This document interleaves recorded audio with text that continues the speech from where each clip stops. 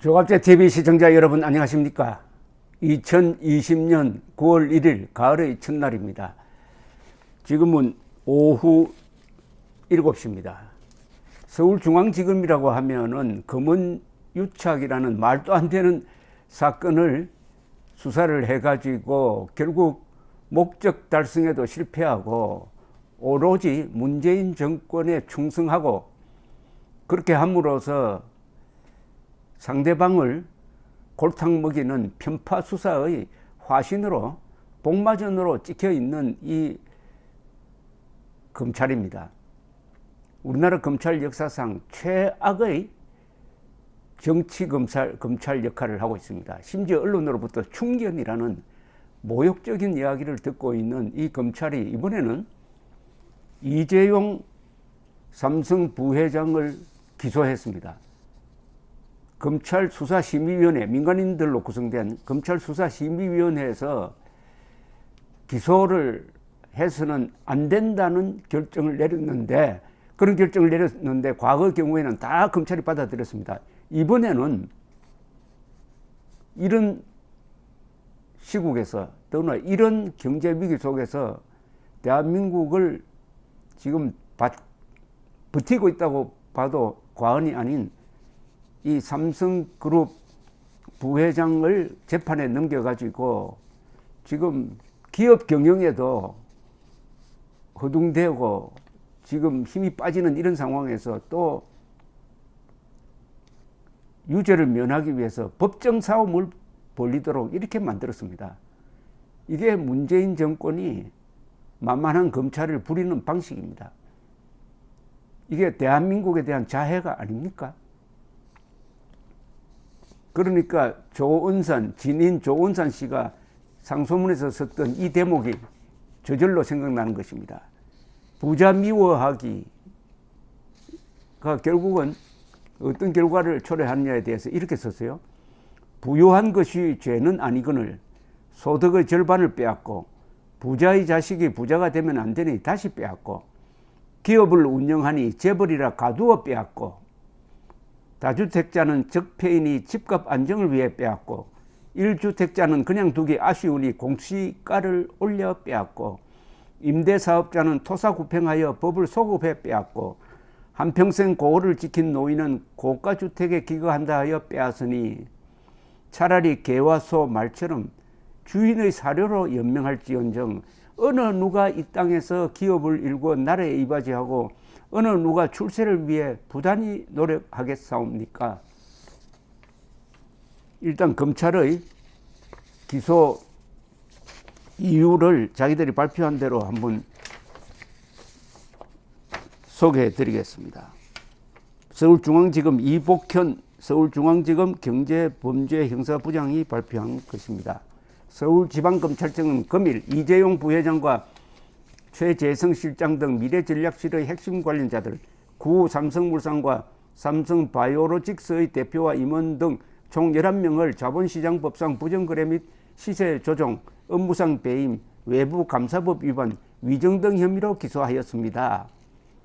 공소사실 요지에 대하여 말씀드리면 이재용 부회장과 미래전략실은 최소 비용으로 삼성그룹을 승계하고 지배력을 강화하기 위해 치밀한 계획을 세우고 이재용 부회장이 최대 주주인 제1모직에 유리한 시점에 삼성물산 흡수 합병을 일방적으로 결정하였습니다. 이를 위해 각종 거짓 정보를 유포하고 불리한 주요 정보는 은폐하였으며 주주 매수, 불법 로비, 시세 조정 등 다양한 불공정 거래 행위를 조직적으로 자행하였습니다. 삼성물산 경영진들은 이재용 부회장과 미래전략실의 승계 계획안에 따라 회사와 주주들의 이익을 보호해야 할 의무를 위반하여 합병을 실행함으로써 회사와 주주들에게 손해를 야기하였습니다. 합병 성사 이후에는 제1모직에 유리한 합병이었다는 불공정 논란을 회피하고 자본 잠식을 모면하기 위하여 자회사인 삼성바이오로직스의 자산을 4조 원 이상 부풀리는 분식회계에 이르렀습니다.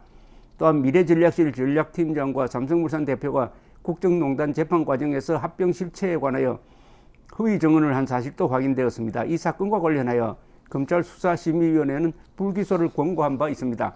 이에 수사팀은 위원회의 권고 취지를 존중하여 지난 2달 동안 수사 내용과 법리 등을 심층 재검토하였습니다.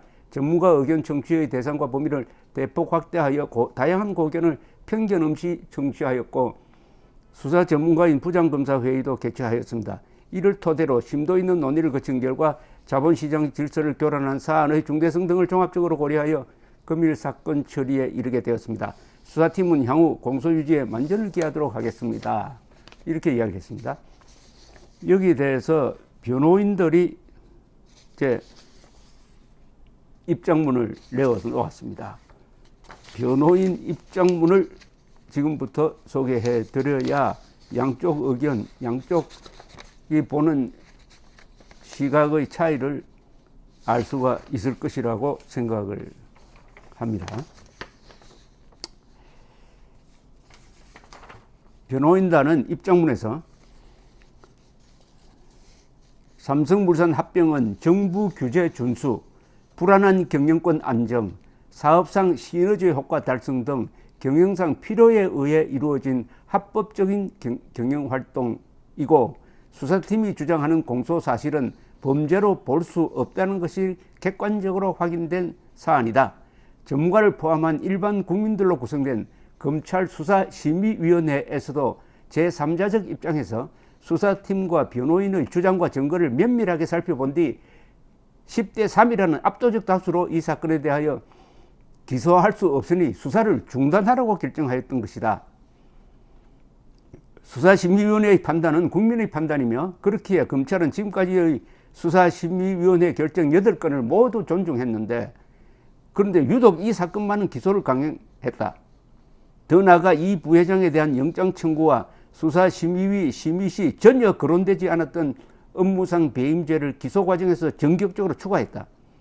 합병 비율 조작이 없고 법령에 따라 시장 주가에 의해 비율이 정해진 기업 간 정상적인 합병을 범죄시하는 것을 도저히 이해하기 어렵다. 수사팀의 일방적 주장과 자료만을 제공하여 수사팀이 의도한 결론을 도출한 것이 어떻게 기소를 정당화할 수 있는지 매우 위반이며 납득할 수 없다. 그러나 재판에 성실하게 임하겠다. 이렇게 이야기를 했습니다. 이 사건 수사가 1년 7개월 동안 계속됐다고 합니다. 여러분, 수술을 하는데 1년 7개월 동안 수술하면 사람이 죽겠습니까? 살겠습니까? 삼성이니까 견디는 겁니다. 경영진이 수시로 검찰에 불려가고 압수수색 당하고 더구나 이재용 씨를 이런 상황에서 꼭 감옥에 넣겠다고 해가지고 구속영장까지 청구하고 그것은 기각이 됐습니다. 그리고 수사심의위원회가 이것은 불기소 사안이다라고 압도적으로 판단을 내어놓았고 과거에 검찰은 그런 판단이 나오면은 8건입니다만은 다 받아들여서 불기소를 했는데 왜 이재용 부회장에게만은 이렇게 편파적으로 특별하게 혹독한 대우를 해야 할 무슨 이유가 있습니까? 무슨 이유가 있어요? 아니, 법이란 것도 상식 위에 기초해야 되는 것 아닙니까?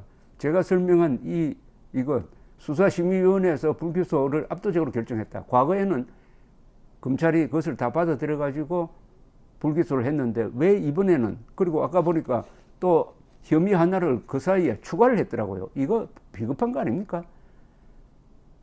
수사심의위원회에서 논의된 것 말고 또 다른 건을 하나 가지고 와서 추가를 했다. 이거 완전히 별건 수사 아닙니까? 별건 수사 못하게 돼 있잖아요, 지금. 더구나 서울중앙지검이 친정부적인, 친정권적이죠.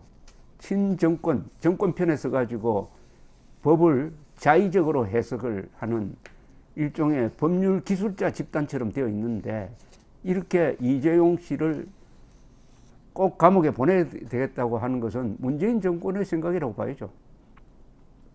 문재인 정권의 생각과 반대되는 행동을 할 수 있겠습니까? 그러면 문재인 정권은 왜 이재용을 이렇게 괴롭히느냐? 자본주의에 대한 반감이냐? 계급투쟁론자들이니까 자본주의에 대한 반감이 이런 식으로 나오는 거냐? 아니면 대한민국을 해체하는 것이 국정의 가장 큰 목적이냐? 그런 의심을 정당화한다 이겁니다.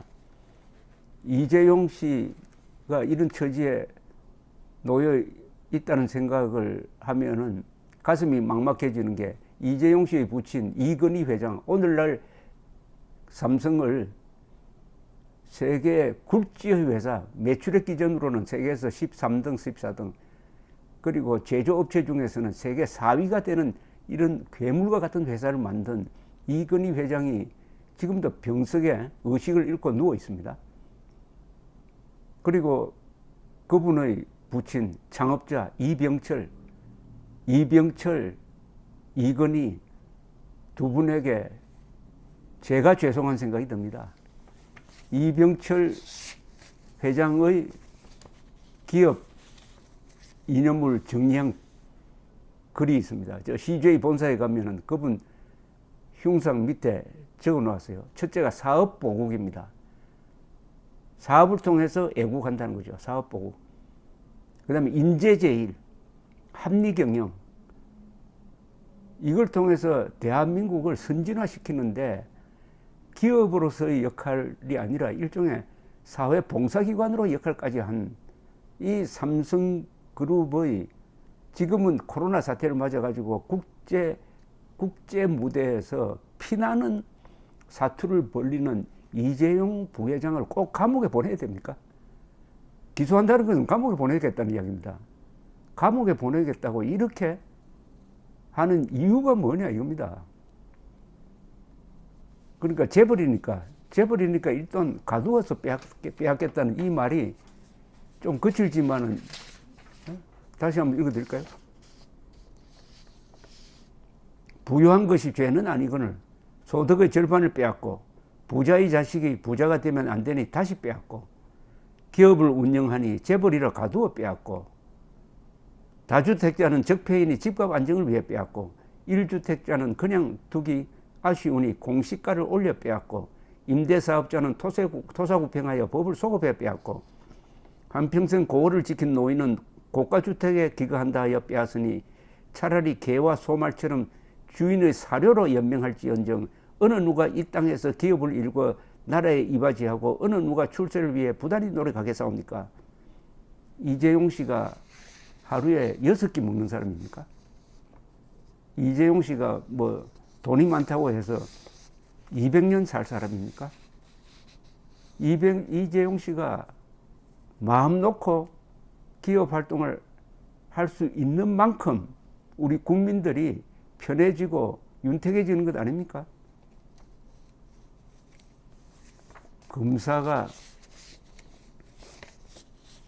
이렇게 나라 사정이라든지 인간의 윤리라든지 이런 걸 다 무시하고 자신의 명예심이라든지 아니면 정치적 의도를 가지고 수사를 하면은 그게 법률가가 아니죠. 법률 기술자죠. 법률 기술자. 한국은 법률가 교육을 어떻게 했는지 이 법률의 기본이 되는 법제사라든지 국제법이라든지 법철학을 가르치지 않습니다. 법률 기술자는 참 많아요. 그런데 법률가가 보이지 않는, 그래야 한국의 법치가 지금 이렇게 무너지고 있습니다. 이재용, 이건희, 이병철 이 3대 세습, 더구나 이재용 씨는 앞으로 아들한테 물려주지 않겠다고 선언을 했습니다. 3대 세습이 대한민국에서 한 역할과 북한의 김일성, 김정일, 김정은 3대 세습이 한 역할을 한번 비교해 보십시오. 그러나 이 집권 세력은 김정은, 김정일, 김일성에 대해서는 아무런 분노를 느끼지 않는 사람들입니다.